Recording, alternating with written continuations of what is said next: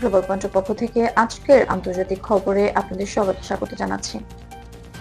Russia Ukraine পরিস্থিতি নিয়ে আন্তর্জাতিক অঙ্গনে নতুন করে আলোচনা তৈরি হয়েছে। সাম্প্রতিক সময়ে রুশ প্রেসিডেন্ট ভ্লাদিমির পুতিনকে বাসভবনকে ঘিরে একটি কথিত ড্রোন সংক্রান্ত ঘটনা নিয়ে রাশিয়ার পক্ষ থেকে বক্তব্য আসে। এ প্রেক্ষাপটে মস্কো দাবি করে প্রতিক্রিয়া হিসেবে তারা একটি উন্নত প্রযুক্তির ক্ষেপণাস্ত্র ব্যবস্থা ব্যবহার করেছে। রুশ কর্তৃপক্ষের বর্ণনায় এই অস্ত্রটির নাম অরেশনি।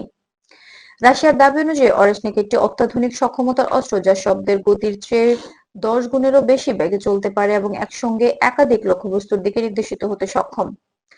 মস্কোর পক্ষ থেকে আরো বলা হয় এই ব্যবস্থাটি 6টি ওয়ারহেড বহনের সক্ষমতা রাখে। রুশ বক্তব্যে এটিও উল্লেখ করা হয় যে বিশ্বের অন্য কোনো দেশের কাছে ঠিক এই ধরনের সক্ষমতা নেই।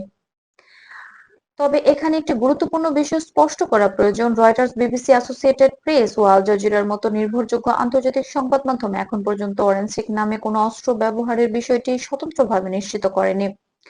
বিশ্লেষকদের মতে রাশিয়া অতীতেও বিভিন্ন সময়ে নতুন অস্ত্র সক্ষমতার কথা বলেছে, কিন্তু এসব দাবি সবকিছু তাৎক্ষণিকভাবে স্বাধীন উৎসে যাচাই করা সম্ভব নয়।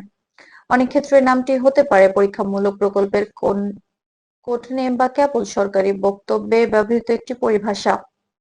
ইউক্রেন পরিস্থিতি নিয়ে নিয়মিত আপডেট দেওয়া আন্তর্জাতিক পর্যবেক্ষক সংস্থাগুলো জানিয়েছে, যেখানে বিভিন্ন ধরনের প্রচলিত অস্ত্র ও প্রতিরক্ষা ব্যবস্থা ব্যবহারের তথ্য পাওয়া গেলেও ওরেশনিক নামে নির্দিষ্ট কোনো ব্যবস্থার সম্পর্কে নিশ্চিত প্রমাণ নেই। ফলে বিষয়টি এখনো দাবি ও যাচাইয়ের মধ্যেই সীমাবদ্ধ রয়েছে। বিশেষজ্ঞরা বলছেন, চলমান সংঘাতের প্রেক্ষাপটে নতুন অস্ত্র সক্ষমতার ঘোষণা অনেক সময় রাজনৈতিক ও কূটনৈতিক বার্তা হিসেবে ব্যবহৃত হয়।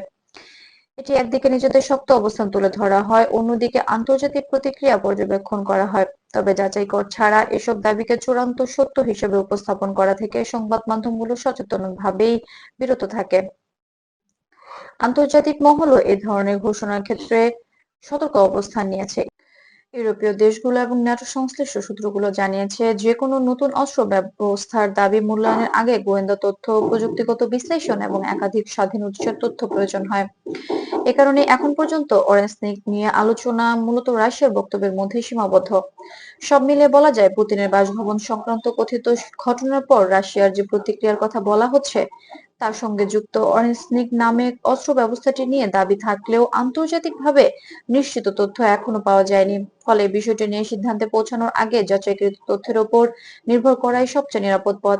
এই ছিল গ্লোবাল পয়েন্টের পক্ষ থেকে আজকের আন্তর্জাতিক বিশ্লেষণ। এমন নিরপেক্ষ তথ্যভিত্তিক ও সময়োপযোগী খবর পেতে আমাদের চ্যানেলটি সাবস্ক্রাইব করতে ভুলবেন না। নতুন আপডেট নিয়ে আবারও আপনাদের সাথে দেখা হবে। গ্লোবাল পয়েন্টের সঙ্গেই থাকুন।